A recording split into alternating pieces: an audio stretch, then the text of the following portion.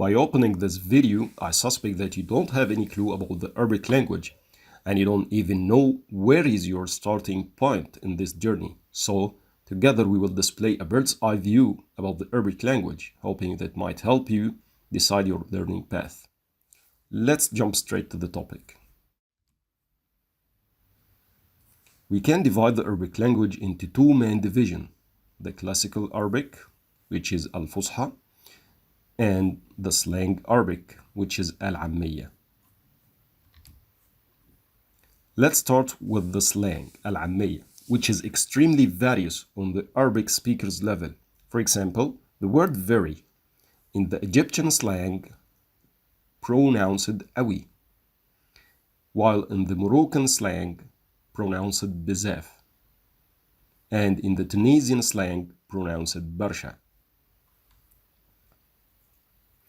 So I think you easily distinguished how these words sound differently altogether, while they give the same meaning. That was a sketchy picture for the remarkable difference in the Arabic slangs. Yet, still the majority of Arab nearly understand others' Arabian slang by 90%, except for a few of them. So in my opinion, it is not recommended for non-Arabic speakers to start by learning slang in order to be able to read and write Arabic and especially to be understood by the most of Arabic speakers. When it comes to the classical Arabic, Al-Fusha, there is a slight difference in the pronunciation among Arabic speakers, or maybe it is neglected. It is important to know that Arab in the old eras were writing as the below, in the left picture, without diacritics marks, hamazat, or even dots, because all of them were experts in the language to the level of, in case someone writes with diacritics to native person, that means he accuses him or her with ignorance and it is considered as an insult. But they invented these signs for non-Arabic speakers as a guidance to read, write, and understand correctly. However, due to the lack of dependency on the Arabic language over the years, for many reasons, the Arabs themselves lost this talent gradually. And now a very few of Arabs are experts in the language after they complete an advanced academic degree. Here is an important classification for classical Arabic. With diacritics marks, without diacritics marks, with tajweed. بالتشكيل بدون تشكيل بالتجويد. No worries, we will know about diacritics marks right now. The below are just basics of diacritics. This is the first letter in the Arabic alphabet and it is named Alif. Yet it sounds differently with these marks. You see these marks?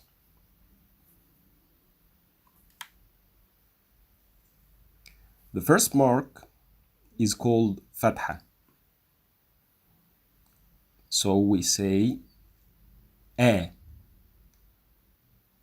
And the second mark is called Kasra. So we pronounce it like E. And the third one is called Dhamma and it is pronounced like U. And this is Sukun. It's like Ba. So I know that all of you guys have noticed that the last mark, which is Sukun, there are two letters, not only one, like the rest of marks. Why? It's because Sukun means stop the sound. So it's impossible to be at the beginning of any Arabic word. It should be preceded by another letter with Fatha, Kasra, or Dhamma. And in this example, the preceding letter is named Ba, and it is the second letter in the Arabic alphabet. I know this is an advanced remark, but I think a lot of people may be curious about it. Anyways, just to be noted that diacritics marks affects the pronunciation and adjusts the meaning. Again, we were talking about the classical Arabic classification with diacritics marks, and now we know what diacritics marks are, and without diacritics marks, and with tajweed. Now I will read for you the below verse from Surah Al-Baqarah with and without diacritics, and please pay attention to understand the difference, and later we will learn about the tajweed. First, I will read without diacritics. Pay attention. في قلوبهم مرض فزادهم الله مرض ولهم عذاب أليم بما كانوا يكذبون. Again, في قلوبهم مرض فزادهم الله مرض ولهم عذاب أليم بما كانوا يكذبون. And now I will read with diacritics. في قلوبهم مرض فزادهم الله مرضا ولهم عذاب أليم بما كانوا يكذبون. Again, في قلوبهم مرض فزادهم الله مرضا ولهم عذاب أليم بما كانوا يكذبون. Did you get the difference? The tip here is when you read without diacritics, you pronounce each word separately, like you do a small stop after each word. While reading with diacritics is more like you are linking words together with the proper pronunciation that adjusts the meaning to perfection. Again, I will read without diacritics. Please monitor that I will have like a small stop after each word. في قلوبهم مرض فزادهم الله مرض ولهم عذاب أليم بما كانوا يكذبون. في قلوبهم مرض فزادهم الله مرض ولهم عذاب أليم بما كانوا يكذبون. While when I read with diacritics, you will see that I will link all these words together and you see like different pronunciation, especially the end of the word. في قلوبهم مرض فزادهم الله مرضا ولهم عذاب أليم بما كانوا يكذبون. Now we are going to talk about tajweed. First, you have to know that tajweed will not add any adjustments to the meaning over diacritics, yet it enriches the intonation to the highest extent, and that reflects a tremendous influence on your feelings. In other words, you will enjoy listening to tajweed in a special way compared by any other recitation. Let's take an example. In this verse, we will discuss some tajweed rules in a simple explanations. The first rule, named symmetrical fusing, in Arabic called al-idgham al-mutamathil, showing in red. That's the first rule, symmetrical fusing.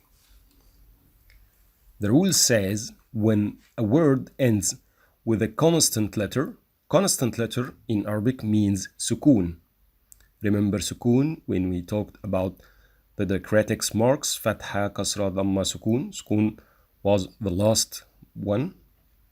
So again, when a word ends by a constant letter and the next word starts with the same letter but in a vowel state, in Arabic means it has diacritic, which is fatha, kasra, or dhamma. So in this case, we merge the two letters into one. And since the letter mim has shadda, this is shadda. You see it? Yes, this is shadda. Then we have to stress, to stress the letter. Shadda is also a diacritic we didn't mention before. No matter if you didn't get the rule, just pay attention to my recitation and you will get the difference. First, I will read with just diacritics. في قلوبهم مرض فزادهم الله مرضا. في قلوبهم مرض فزادهم الله مرضا. Okay, when we apply the rule, we will merge this meme with this meme and we will stress them because this meme has shadda. So it will be like في قلوبهم مرض. Again, في قلوبهم مرض. Okay, number 2. Another rule which is called tanween. Tanween means double diacritics on the last letter in a word. So the two words underlined in cyan have double dhamma on the last letter. This is double dhamma and this is double dhamma. That's the two words.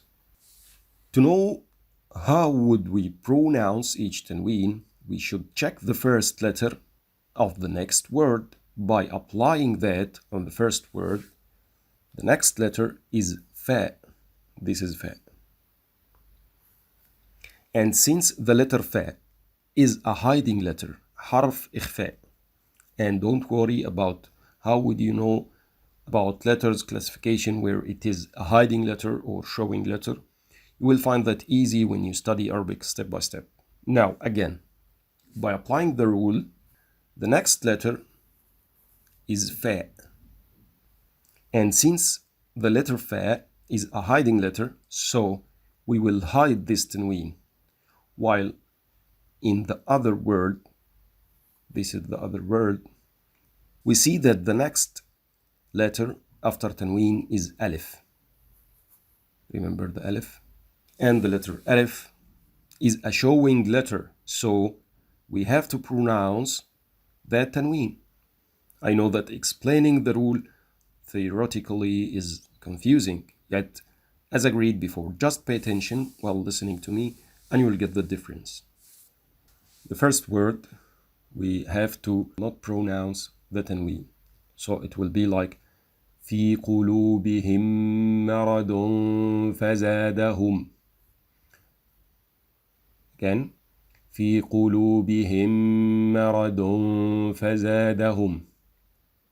You hear me? I say مرض. If I will show the tanween, my tongue should touch my mouth ceiling. So if I will say the tanween, it should be في قلوبهم مرض. في قلوبهم مرض. But that's wrong, because fa is a hiding letter. I have to not pronounce this tanween. So again, في قلوبهم مرض فزادهم الله مرضا ولهم عذاب أليم بما كانوا يكذبون. في قلوبهم مرض فزادهم الله مرضا ولهم عذاب أليم بما كانوا يكذبون. Did you get the difference? Here we said ولهم عذاب أليم بما كانوا يكذبون. So this tanween was pronounced because the letter after this tanween is alif, and alif is a showing letter. So here we said مرض فزادهم, while here we say ولهم عذاب أليم بما كانوا يكذبون. Yes, we are done. Let's wrap up with what is supposed to get from this video. Number 1, slang Arabic is extremely various and not recommended for kickoff. Number 2, classical Arabic without diacritics is much easier for beginners, yet it lacks meaning accuracy. Number 3, diacritics are based on Arabic grammar, which is a heavy subject for learning. However, the basics are essential for deep understanding, so it is recommended for intermediate level. Number 4, Tajweed will not add adjustments to the meaning, but it level up the reciting to the highest extent that reflects a tremendous effect on listeners' sense. So, it is necessary only when you study Quran. Still there? Amazing. If you are still watching the video, so you are amazing, guys. Thank you so much for your time, and please let me know in the comments if you found that useful. I wish you all the best. Have a good day. Bye.